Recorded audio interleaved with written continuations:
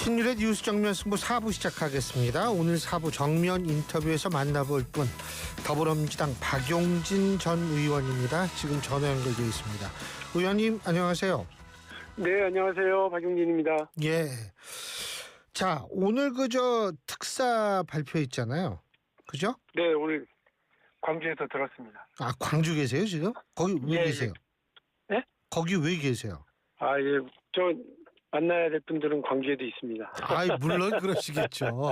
예, 그래서 광주에 이거 오늘 은근히. 전화 인터뷰하게 됐습니다. 야, 그러시구나. 네. 아니, 근데 뭐 어떻게 평가하세요? 일단 저는 오늘 좀 규모가 생각보다 크다 이런 생각을 했어요. 그래서 예. 이번 광복절에 특별히 사면 복권 대상자들이 없이 지나가지 않을까 이렇게 생각을 하고 있다가 최근에 와서야 갑자기 이제 정치인들 이름이 오르면서 이렇게 되길래 그냥 소수로 되겠구나 했는데 뭐 민정사범 관련 특별조치까지 취하면 상당히 많은 분들이 대상으로 했더라고요. 예. 그렇게 하고 조국 전 장관과 관련된 뭐 부분은 제가 뭐 여러 차례 다른 곳에서도 말씀을 드렸습니다만 일단 그 언젠가는 해줘야 될 정치적인 숙제. 왜 해줘야 돼요? 근데 생각을 하신 것 같아요. 근데 왜 해줘야 돼요? 일단 그거는 이제 대통령의 판단이실 텐데 예.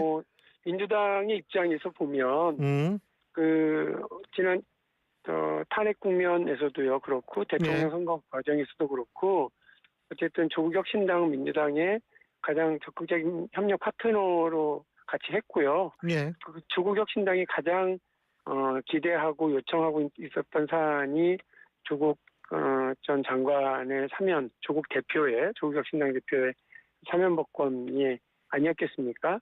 그렇다면 정치적으로 숙제라고 저는 생각을 하고 있었고요. 또 본인의 잘못이 있죠. 그래서 저는 이른바 조국 사태가 있었을 때는 이 문제와 관련해서 상당히 비판적인 입장이었고, 예. 그로 인해서 저도 여러 차례 곤란도 겪고 어려움도 있었고요.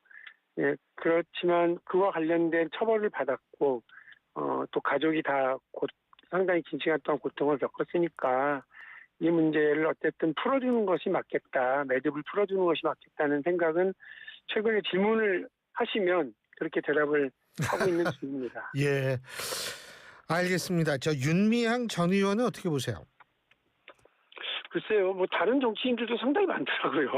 저는 조국 전 장관만 관련해서 봤는데. 곽규택 의원님하고는요, 제가 국민의힘 의원들 콕 집어서 몇 분 여쭤봤어요.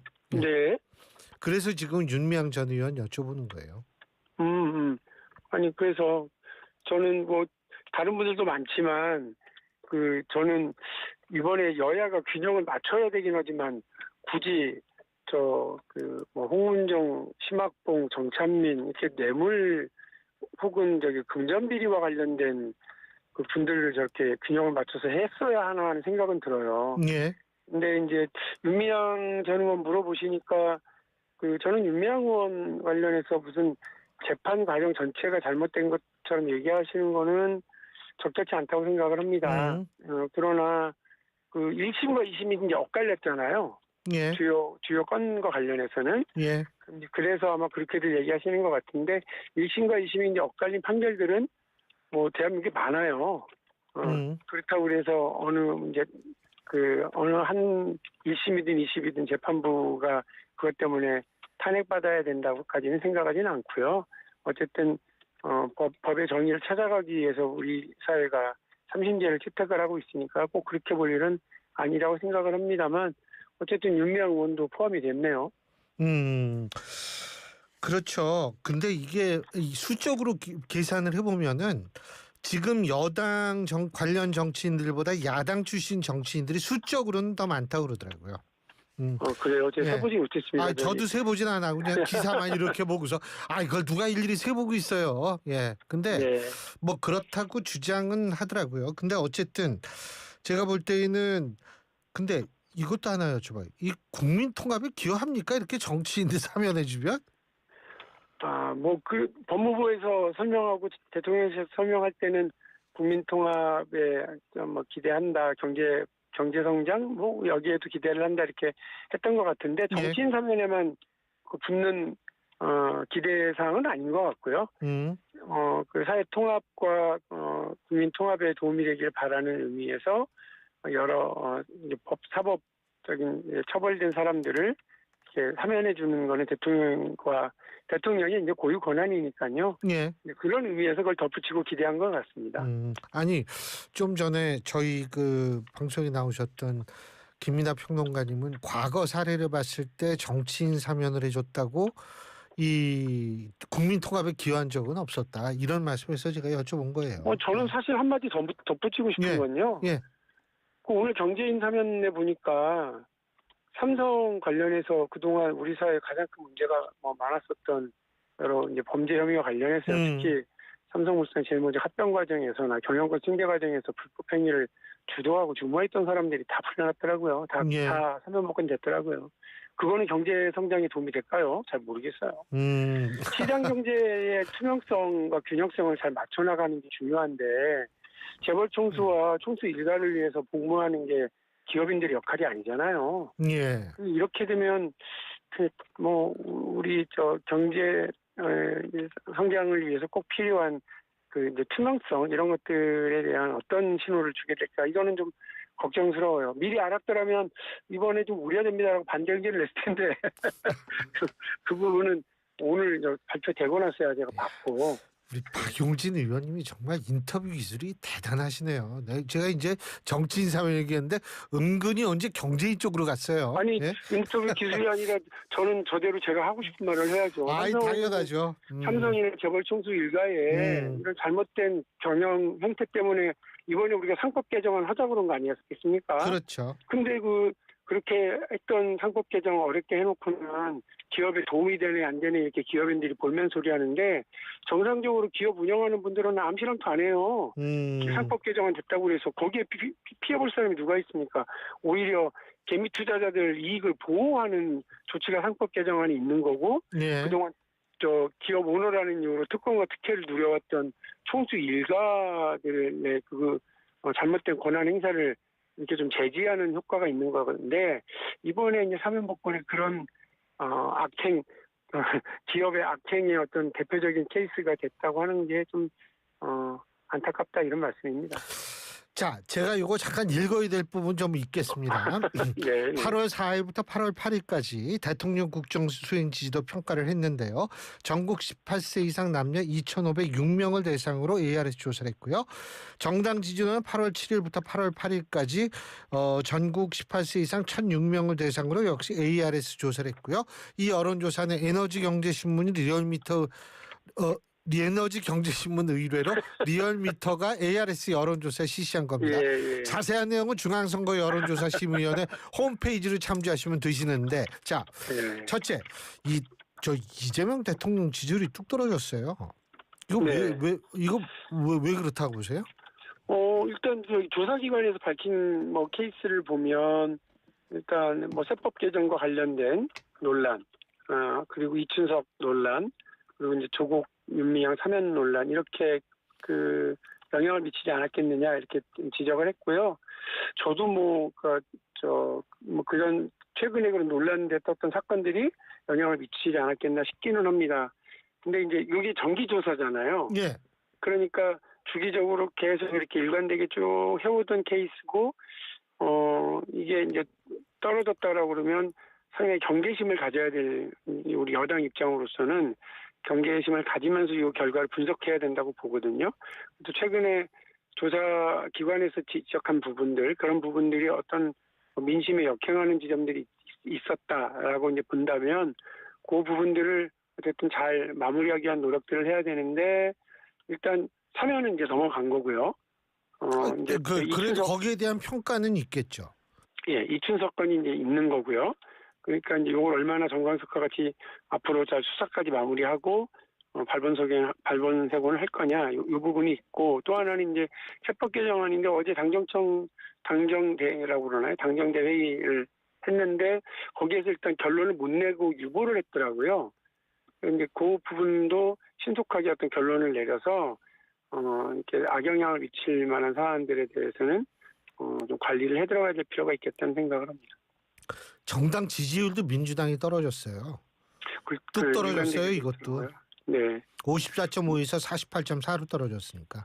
그러니까 나름 양쪽 다 상당히 이제 지지율이 이제 폭락한 거라고 보는데 그 여론조사가 일희일비할 건 아니지만 여론조사를 기반으로 향후 정치적인 구상과 행보를 다시 가다듬을 필요는 늘 있는 거죠.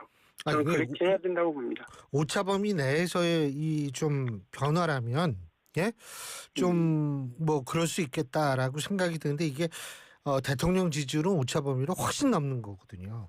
네, 그러니까 이게 그래서 아까 이춘석 의원 문제 말씀하셨는데 그 이춘석 의원 관련 의혹이 미공개 정보를 이용한 차명 주식 거래 의혹 아니겠어요?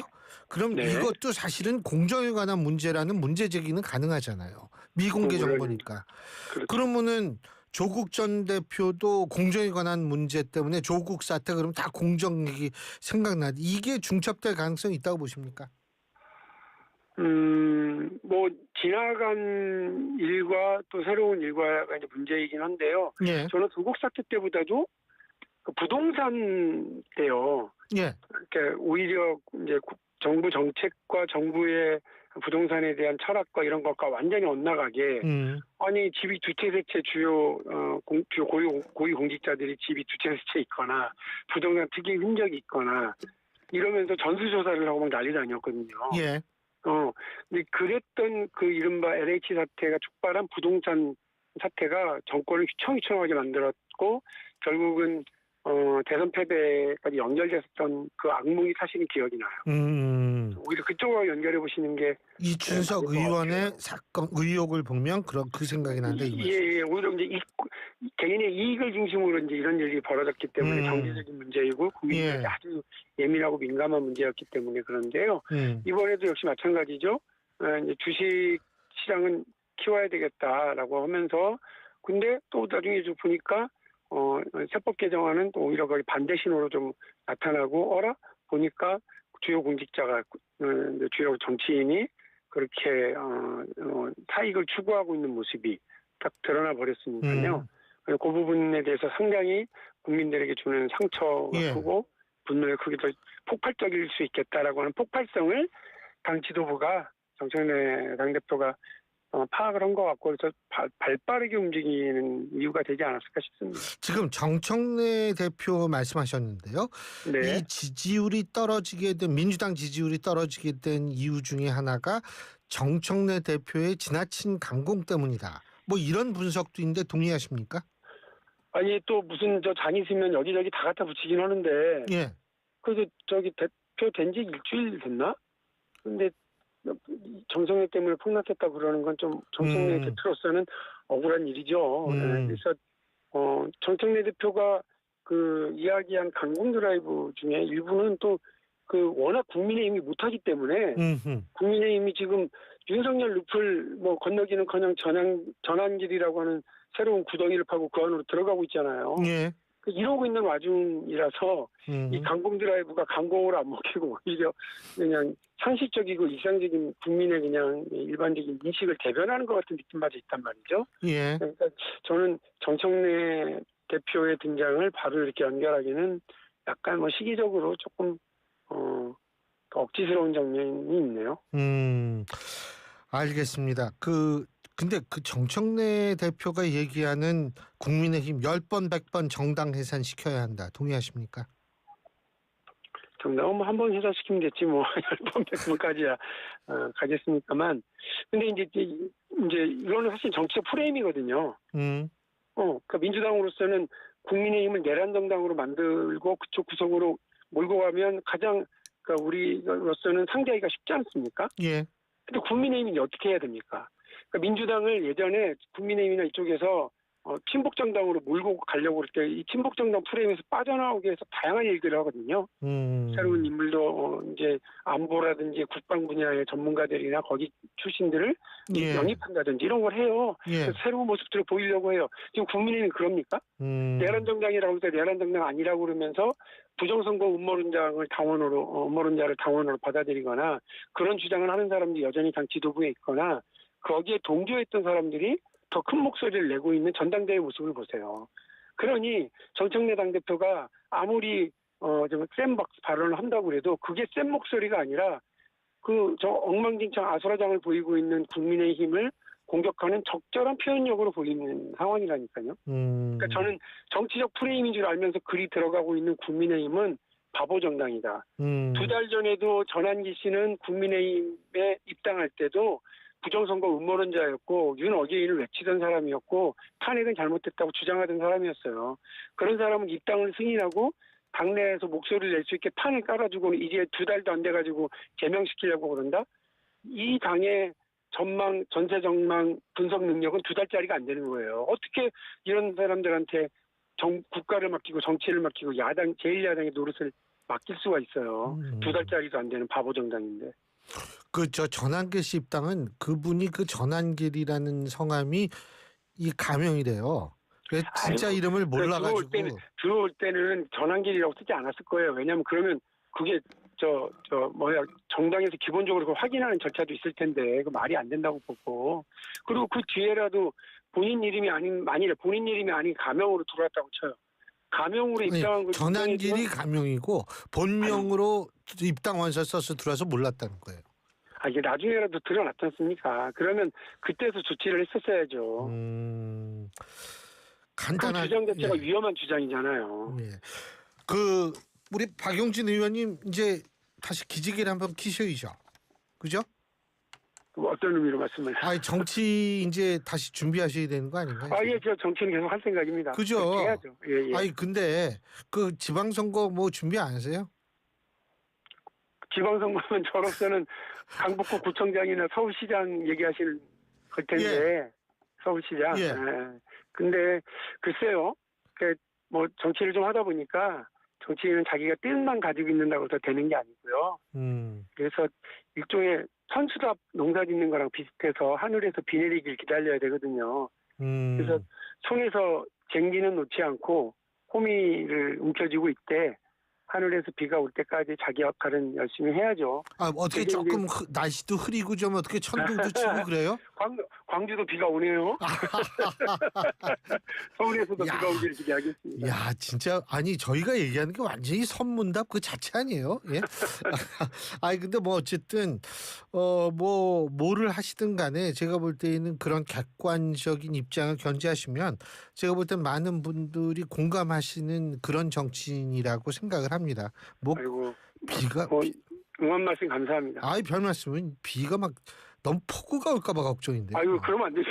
폭우가 오면 안 되고 적당하게 날씨를 식혀줄 수 있는 그런 비가 오고 민심이 그렇고 당원들의 마음이 그렇게 있어야 뭐든 할 수가 있는 거죠. 저 혼자서 열심히 한다고 되는 건 아니니까 그런 알겠습니다. 마음으로 지금 바라보고 있다 이렇게 이해해 주십시오. 오늘 말씀 잘 들었습니다. 고맙습니다. 네, 감사합니다. 지금까지 더불어민주당 박용진 전 의원이었습니다.